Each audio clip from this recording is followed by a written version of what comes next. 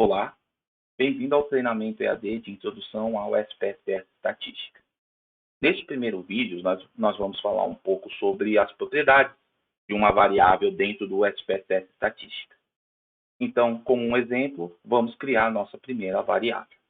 Então, aqui já temos uma janela do editor de dados de estatística aberta, uma janela em branco. E aqui na aba Visualização de variável, nós definimos as propriedades das variáveis. Então, aqui na primeira linha, na coluna nome, vamos colocar aqui o nome da nossa variável. E no caso é cidade. Seria a cidade do entrevistado em uma pesquisa. Observem que eu não posso colocar um número como primeiro caractere. Se eu fizer isso e der um Enter, o SPSS Estatística já avisa um erro aqui, né? Então, nesse caso, números podem ser segundo, terceiro, quarto ou no final, como caractere final. Então, aqui, por exemplo, vou colocar cidade 1. Isso é permitido.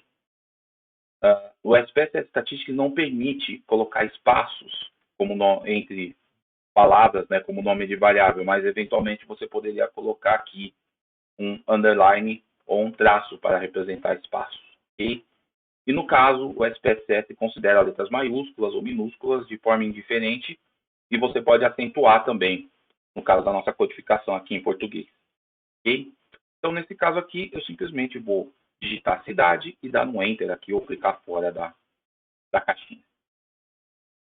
Então, reparem que apareceu as propriedades padrão de uma variável que é criada dentro de estatística.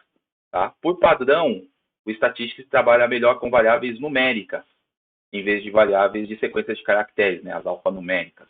Então, toda vez que você criar uma variável a partir desta aba, né, visualização de variável, o padrão dessa variável vai ser numérico, com largura 8, ou seja, 8 dígitos, sendo que 2 deles dedicados a casas decimais.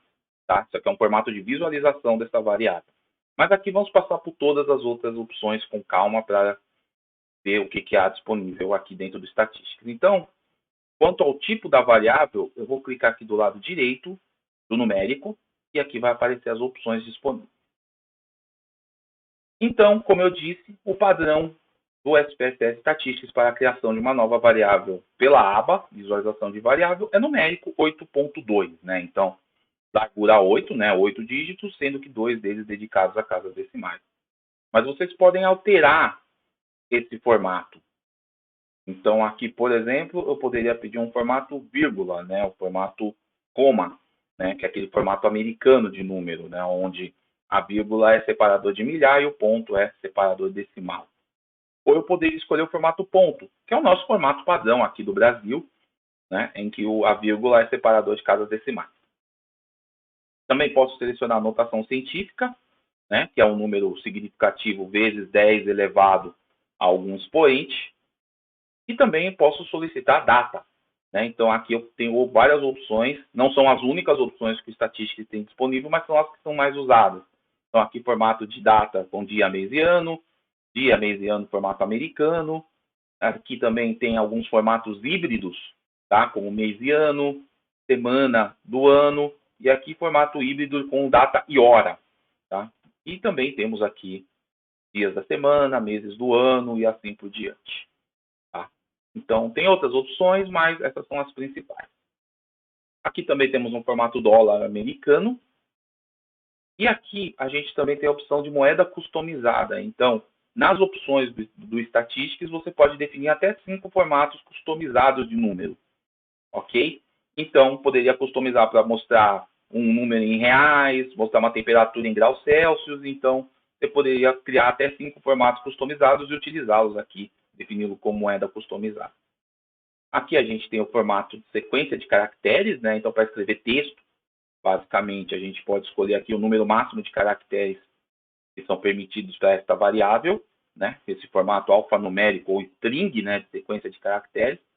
E o último formato, que é um formato bem interessante, é o numérico restrito, que é o de número inteiro com zeros à esquerda. Então, esse formato é muito bom para você definir números como CPF, né? Que pode começar com 0, né? Porque no formato numérico, se você digitar um número que começa com 0, ele não vai reconhecer.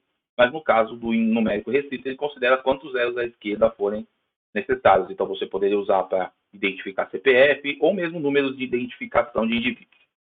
No nosso caso, como a gente quer criar apenas uma variável numérica, onde 1 representa São Paulo e 2 o Rio de Janeiro, eu posso aqui definir nenhuma casa decimal no formato numérico. E aqui, só por conveniência, eu vou colocar uma largura de 2.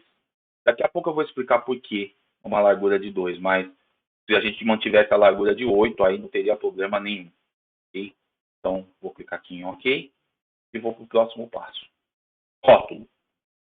No SPSS Statistics, é importante definir rótulos para as variáveis, porque além de identificá-las de forma extensa, esse rótulo vai aparecer por padrão, ele aparece nas tabelas e gráficos.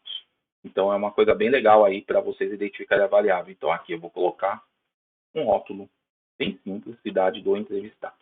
Aqui a regra é bem simples, você pode escrever o que quiser, colocar espaço, acentos, não importa, vocês têm um máximo de 256 caracteres aí para identificar o rótulo da variável.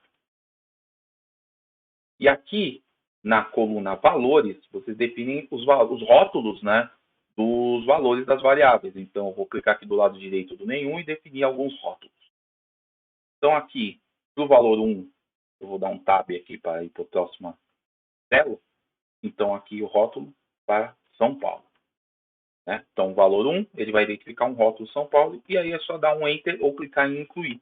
Ele inclui aqui a atribuição de rótulo de valor. Da mesma forma, eu posso atribuir o rótulo 2 para Rio de Janeiro. Aqui eu vou incluir. Eventualmente, eu vou colocar aqui um valor extra, 99, e vou atribuir um rótulo não respondeu, porque isso vai ser o meu indicador de que o entrevistado não respondeu a pergunta. E eu tenho que tratar um pouco diferente esse valor 99, mas isso pode ser feito depois. Então, vou clicar em OK. E aqui eu já tenho definido os meus valores, né, meus rótulos de valor. Bom, em algumas situações, na verdade, em grande parte das situações, algumas variáveis elas têm um código que identifica uma não resposta. Então, é muito comum, por exemplo, em pesquisa de mercado, a gente atribuir códigos de valores diferentes ao intervalo padrão dos dados para falar que a pessoa não respondeu, não sabe, se recusou a responder ou não se aplica ao questionário. Então, aqui na coluna omisso, eu tenho que definir quais são os valores omissos de usuário. Né? Então, são valores que não vão ser utilizados em qualquer análise estatística que eu pedir, mas eles têm algum valor no sentido de identificação da situação do entrevistado. Então, aqui do lado direito do nenhum, eu vou clicar para aparecer a tela de valores omissos. Então, o padrão é que eu não tenho valor omisso. Aqui eu posso definir até 3 valores omissos discretos a partir dessa interface, ou eu posso definir um intervalo de valores omissos. Então, geralmente em pesquisa de mercado, a gente tem aquelas variáveis na escala Likert, de 1 a 5, né?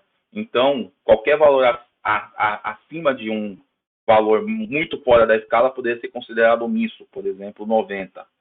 Né? Então, qualquer valor acima de 90, que eu estou dizendo aqui, é considerado omisso. Mas eu também posso fechar esse intervalo. Então, posso dizer entre 90 e 100 é um valor omisso.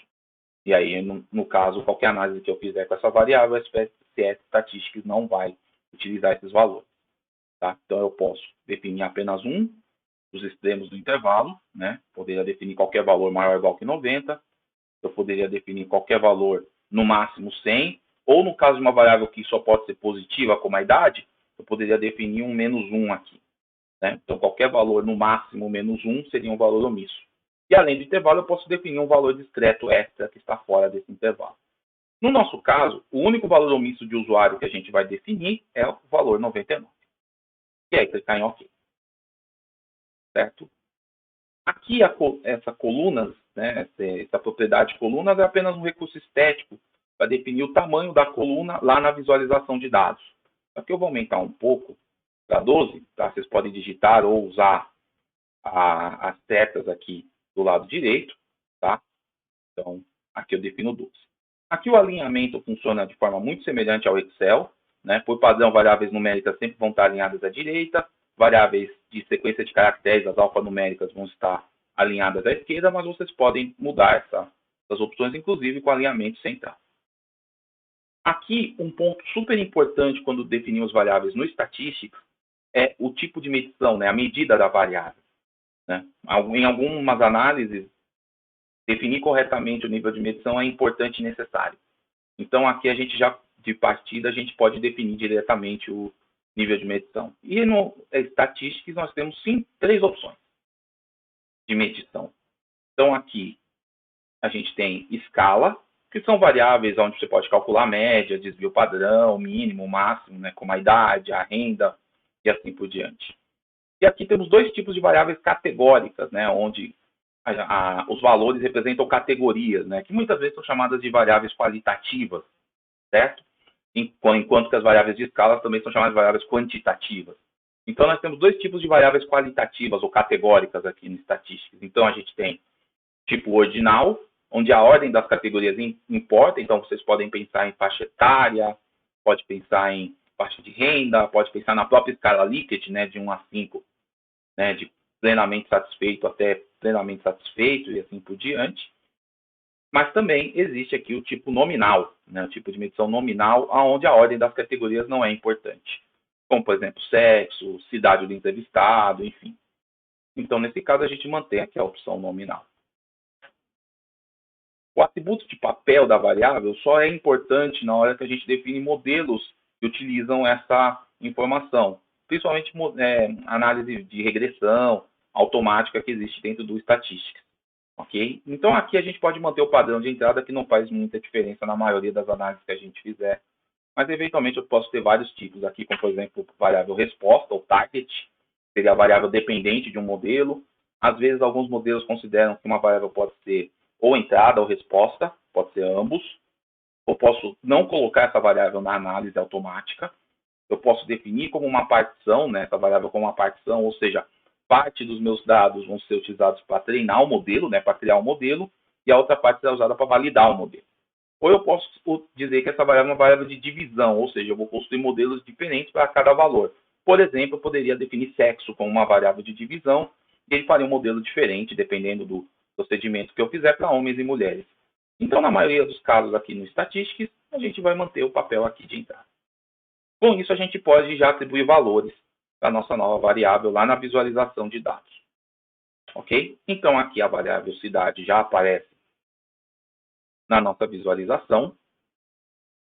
E o nível, né, de medição dela aparece aqui do lado, né? Então, isso aqui é muito bom para a gente já saber de antemão como a gente pode tratar essa variável. E isso é importante, por exemplo, para processos automáticos. Então, se eu pedir estatística descritiva ao clicar com o botão direito sobre o nome da variável, como ela é nominal, eu sei que vai aparecer frequências. Se ela fosse de escala, apareceriam estatísticas descritivas básicas. E da mesma forma, se ela fosse ordinal, né, categórica, apareceria frequências, tabela de frequências. Então aqui eu vou colocar alguns valores aleatórios para a variável. Então aqui eu vou colocar 1, 2, 1, 1. Eu vou pular 1 de propósito para colocar um valor omisso do sistema. 2, 99 e 1. Ok? Aqui eu estou com os rótulos de valor desativados, mas eu poderia olhar os rótulos da variável ao clicar aqui no botão rótulos de valor na barra de ferramentas. Então, eu posso alternar a visualização entre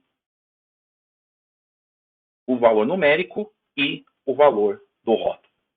Ok? Então, aqui eu posso ver a cidade e o status, né? Se ele respondeu ou não. Então, aqui eu tenho um 99, né? Que é o não respondeu, que é exatamente essa célula aqui. E aqui eu tenho um valor omisso do sistema, né? Que é uma resposta em branco para variáveis numéricas e também ele não é utilizado em nenhuma análise futura. Ok? Se por acaso os rótulos de valor estiverem ativados, eu posso inserir um valor novo aqui, usando uma lista suspensa de valores. Então, aqui na ordem numérica. Então, aqui São Paulo, Rio de Janeiro não respondeu. Eu poderia colocar aqui Rio de Janeiro e dar um Enter. Tá? E eu tenho um novo valor aqui imputado. Okay? Então, da mesma forma, eu posso colocar aqui São Paulo e imputar um novo valor. Bom, com isso a gente definiu uma nova variável e as suas propriedades. E ao longo desse treinamento vocês vão ver que esses elementos são importantes, né, em termos de preparação de dados. É isso por enquanto e nos vemos no próximo vídeo. Até mais.